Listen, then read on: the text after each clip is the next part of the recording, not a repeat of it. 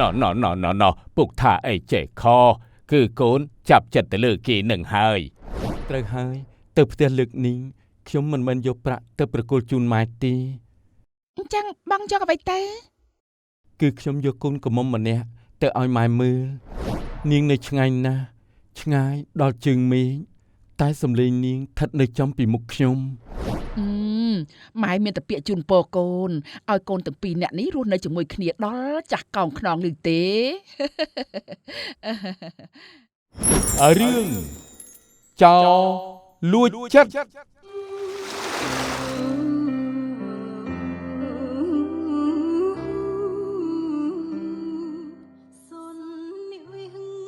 អមៃហើយកូនកំពុងអង្គុយគិតអីហ្នឹងមើលទៅដូចជាកំសត់ណាស់កូនពុកនេះហើយកើតអីកូន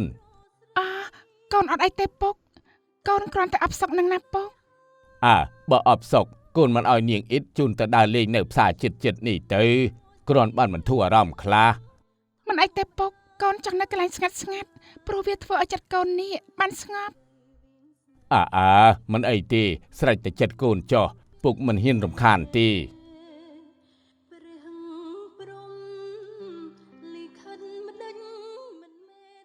ម៉ែកូនត្រឡប់ទៅធ្វើការផ្ទះលោកសេដ្ឋីវិញហើយម៉ែកុំភ្លេចមើលថែសុខភាពផងណាចាស់កូនទៅចុះម៉ែមិនអីទេកុំបារម្ភពីម៉ែអីណាទៅខិតខំធ្វើការណាកូនបានម៉ែកូនទៅហើយចាដើរប្រយ័ត្នប្រយែងផងកូន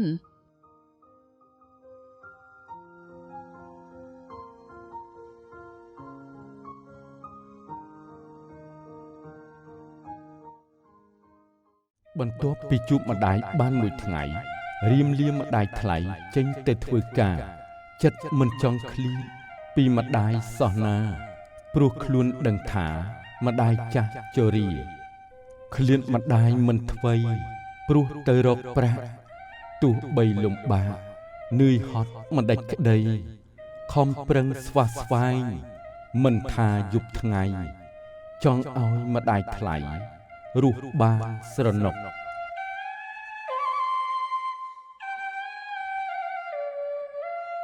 ក្រោយពីធ្វើដំណើរអស់រយៈពេលយ៉ាងយូររៀមក៏បានត្រឡប់មកដល់ផ្ទះលោកសេដ្ឋីវិញ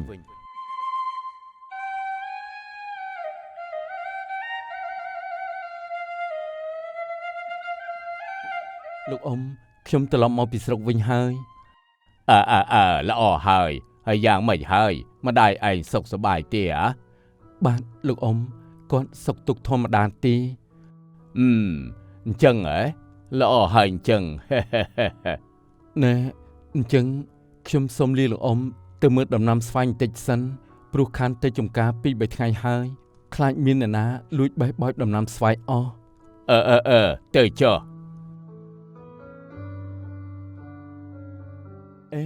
អ្នកនាងកំពុងធ្វើអីនឹងបានជាអង្គុយនៅទីនេះតែម្នាក់ឯងអញ្ចឹងចាខ្ញុំអត់មានធ្វើអីទេអផ្សុកពេកចេះតែមកអង្គុយនៅទីនេះទៅរត់ចុះបងមកតាំងពីថ្មណានឹងបាទខ្ញុំទើបទៅមកដល់មុននេះបន្តិចទេឥឡូវគិតថារត់ទៅមើលចំការស្វាយបន្តិចព្រោះខានទៅ2-3ថ្ងៃហើយបានចឹងខ្ញុំសុំទៅដែរព្រោះកំពុងអផ្សុកផងបានបងមកអញ្ចឹងមិនសូវព្រួយបារម្ភទៅណាតាណីម្នាក់ឯងអញ្ចឹងអត់អីទេយើងទៅជាមួយគ្នាទៅអញ្ចឹង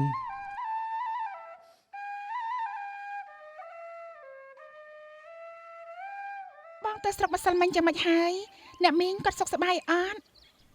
បាទម៉ែគាត់សុខទុក្ខធម្មតាទេគាត់បានដឹងថាខ្ញុំនៅបម្រើការងារនៅទីនេះគាត់សប្បាយចិត្តណាស់ព្រោះដឹងថាលោកអ៊ំគាត់ចេះអនុគ្រោះនិងចេះយោគយល់អធ្យាស្រ័យដល់ខ្ញុំម្ល៉េះហើយខ្ញុំពិតជាអរគុណដល់លោកអ៊ំនិងអ្នកនាងណាស់ដែលមានចិត្តមេត្តាឲ្យរូបខ្ញុំបានបម្រើការងារនៅទីនេះកុំអីខ្ញុំដាច់ពោះស្លាប់មិនខានទេគ្មានមុខឯណាទៅជួបម៉ែទៀតឡើយខ្ញុំវិញក៏អរគុណបងដូចគ្នាថ្ងៃមុនកុំតែបានបងមកជួយទាន់ទេកុំអីខ្ញុំនឹងលោកពុកមិនដឹងជាចោលទាំងពីរអ្នកនោះមកធ្វើបាបចឹងមិនទេអ្នកនាងប្រយ័ត្នហើយឲ្យខ្ញុំសុំទោសខ្ញុំគ្មានចេតនាទេមិញនេះមានមេឃស្វាយធ្លាក់មក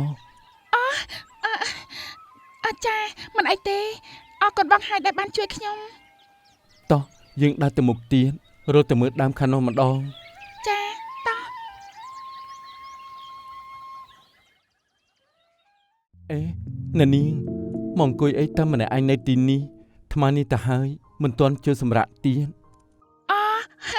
ចាអត់មានគិតអីទេគ្រាន់តែចង់មកអង្គុយយកខ្យល់អាកាសនៅខាងក្រៅបន្តិចហ្នឹងណាមកជជែកគ្នាលេង បាទ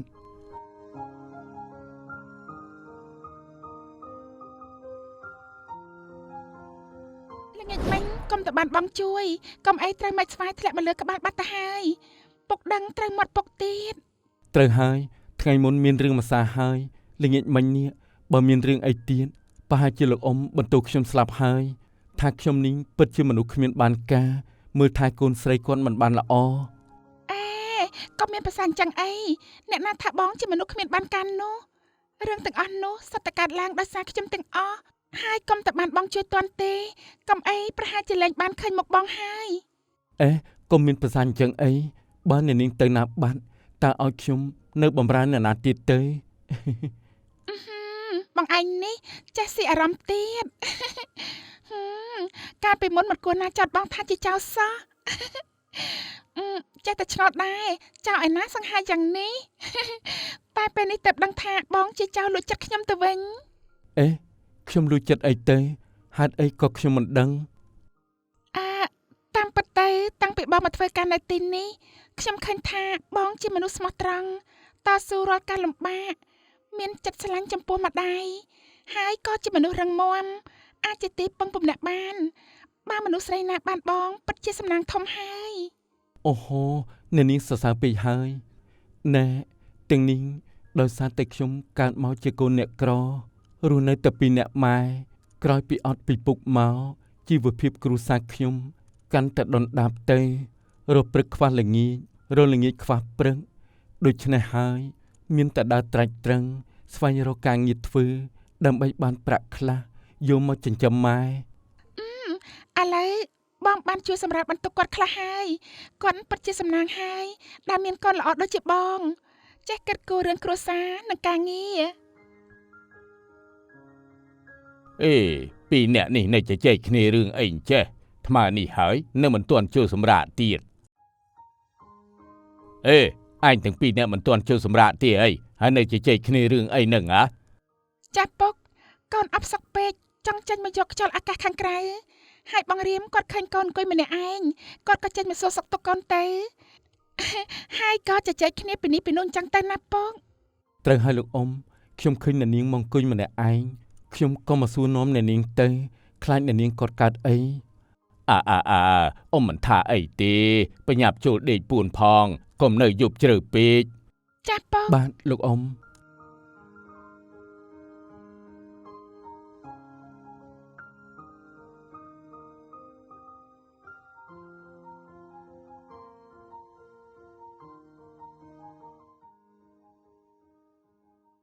មិនហើយអ្នកពៅអើយថ្ងៃនេះអត់មានលក់ត្រីលក់អីទេអី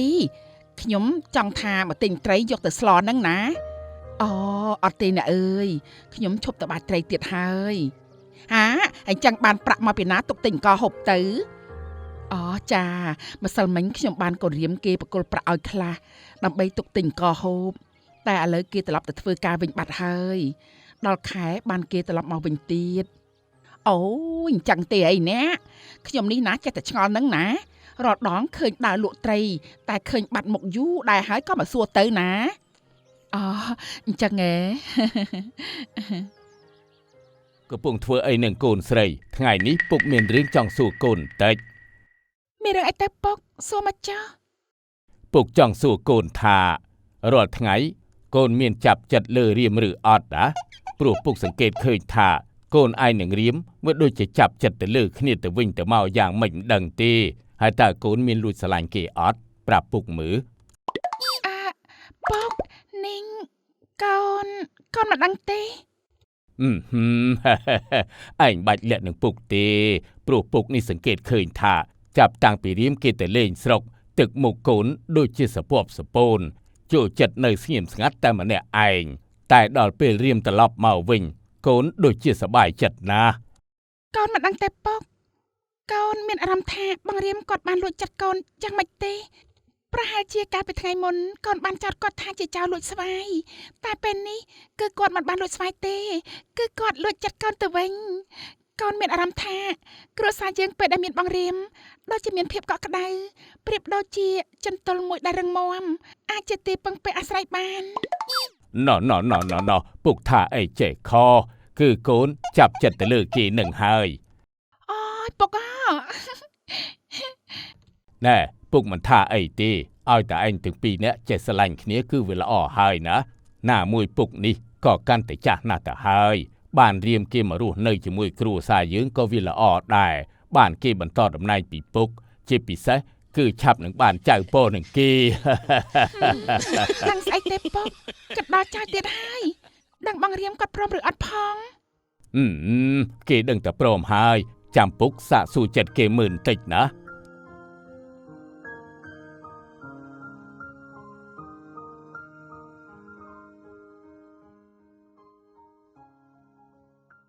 លោកអ៊ំផ្លែស្វាយលោកអ៊ំល្មមអាចប្រមូលផលបានហើយព្រោះព្រឹកមិញនេះខ្ញុំឃើញមានផ្លែខ្លះទុំជ្រុះធ្លាក់មកលើដីហើយផ្លែខ្លះទៀតអាចយកទៅលក់បានហើយ អញ្ចឹងហ៎ល្អហើយចាំអ៊ំឲ្យឈ្មួញគេទៅប្រមូលផលលក់មិនអីទេផ្លែស្វាយនេះមានតែមកលក់ឲ្យគេទាំងអស់ហើយទុកតែមួយដើមពីរដើមសម្រាប់ហូបទៅបានហើយ អូបាទលោកអ៊ំ ណែរៀមថ្ងៃនេះអ៊ំមានរឿងសំខាន់ចង់និយាយជាមួយឯង តើរឿងអីទៅលោកអ៊ំ អ៊ំចង់សួរឯងថារាល់ថ្ងៃនេះឯងមានចាប់ចិត្តស្រឡាញ់កូនអ៊ំឬអត់ អូហូយលោកអ៊ំណែខ្ញុំនេះហ៎អូហូយខ្ញុំមិនហ៊ានសម័យទេលោកអ៊ំអ្នកនាងប្រៀបដូចជាទេពធីតាចុះពីឋានសួគ៌ឯខ្ញុំវិញប្រៀបដូចជាផលិតដុសចេញពីបាតបឹងនៅក្នុងភក់ខ្ញុំមិនហ៊ានសម័យទេលោកអ៊ំខ្ញុំនេះក្រក៏ក្រ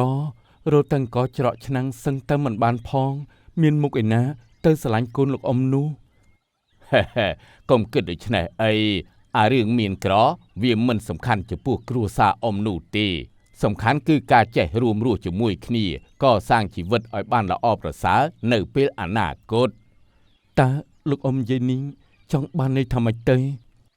អ៊ំចង់បានន័យថារាល់ថ្ងៃនេះអ៊ំក៏រៀងចាស់ហើយដែរអ៊ំចង់បានកូនប្រសាប្រុសម្នាក់ដើម្បីជាចំហសម្រាប់គ្រួសារអ៊ំហើយរាល់ថ្ងៃនេះអ៊ំគ្មានសាច់ញាតិអីនោះទេអ៊ំគិតថាអ៊ំចង់លើកកូនកំមុំអ៊ំនេះទៅឲ្យឯងតើឯងព្រមអត់ អ៊ំថាម៉េចនេះអ៊ំនិយាយប៉ុន្មានណាខ្ញុំពិតជាក្រែងចិត្តអ៊ំណា មិនបាច់ក្រែងចិត្តក្រែងប៉ែតស្អីទេអ៊ំដឹងថារឿងនេះវាពិតជានឹកស្មានមិនដល់សម្រាប់ឯងតែអ៊ំគិតថាឯងក៏ជាមនុស្សល្អអាចជាទីពឹងពាក់អាស្រ័យបានហើយកូនអ៊ំនេះក៏ពេញចិត្តនឹងឯងដែរអ៊ំបានលួចសួរចិត្តកូនអ៊ំរួចហើយ អូបើអ៊ំសម្រេចអញ្ចឹងហើយនោះខ្ញុំក៏មិនហ៊ានប្រកែកដែរខ្ញុំមានតែអរគុណដល់លោកអ៊ំនិងអ្នកនាងដែលមិនប្រកាន់រើសអើងខ្ញុំតទៅមុខខ្ញុំនឹងមើលថែគ្រួសារមួយនេះឲ្យបានល្អបំផុត អញ្ចឹងល្អហើយស្អែកនេះឯងយកដំណឹងនេះទៅប្រាប់ម្ដាយឯងចុះហើយអ៊ំនឹងរកថ្ងៃល្អសម្រាប់មង្គលការឯងទាំងពីរនាក់ បាទអ៊ំ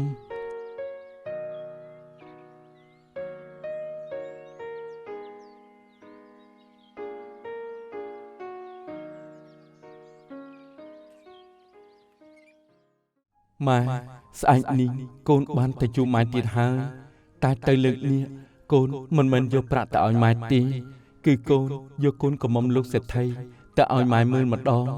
កូនប្រុសម៉ែម្នាក់នេះពិតជាមានសំណាងណាស់កូនមិននឹកស្មានថាមានរឿងបែបនេះកើតឡើងចំពោះកូននោះទេមិនដឹងថាជាតិមុន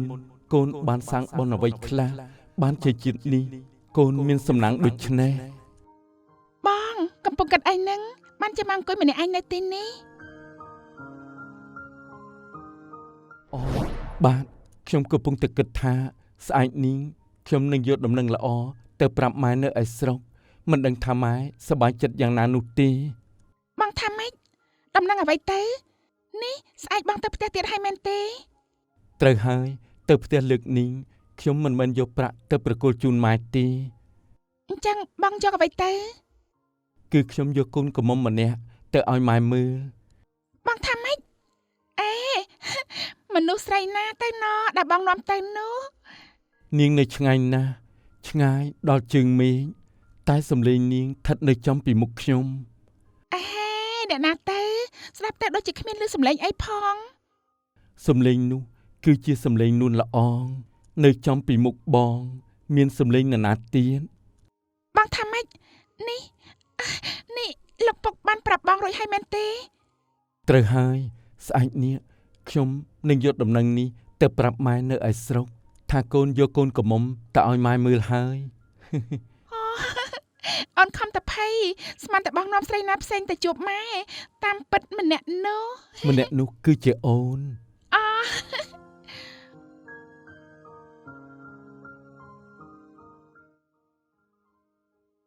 ស្អែកព្រឹកឡើងរៀមប្រញាប់រូតរះយកដំណឹងនោះទៅប្រាប់ម្ដាយនៅឯស្រុក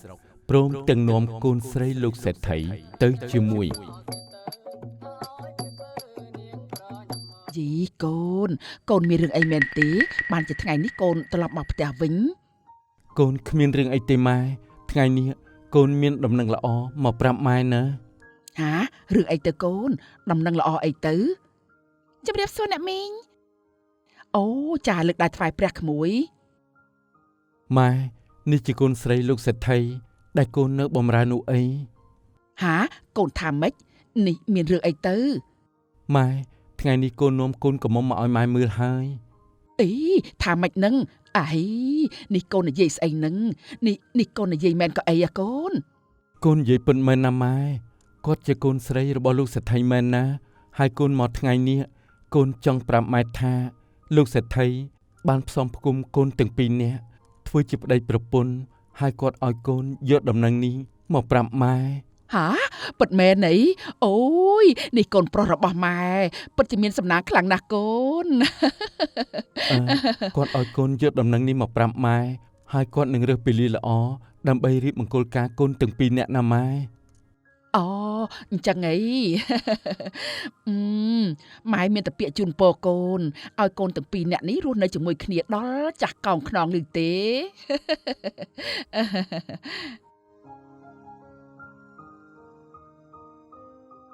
ក្រោយពីចាស់ទុំទាំងសងខាងដឹងឮរួចហើយពួកគេក៏ជ្រើសរើសពេលវេលាល្អដើម្បីរៀបមង្គលការដល់អ្នកទាំងពីរនាក់រស់នៅជាមួយគ្នាប្រកបដោយសុភមង្គលរឿងនេះចង់អប់រំយើងឲ្យចេះប្រព្រឹត្តអំពើល្អប្រកាន់ភាពស្មោះត្រង់និងមិនត្រូវរើសអើងវណ្ណៈពណ៌សម្បុរឡើយអំពើល្អវាហុចផលឲ្យអ្នកជាក់ជាមិនខានទោះវាមិនបាននៅពេលនេះវាគង់តែបាននៅពេលក្រោយ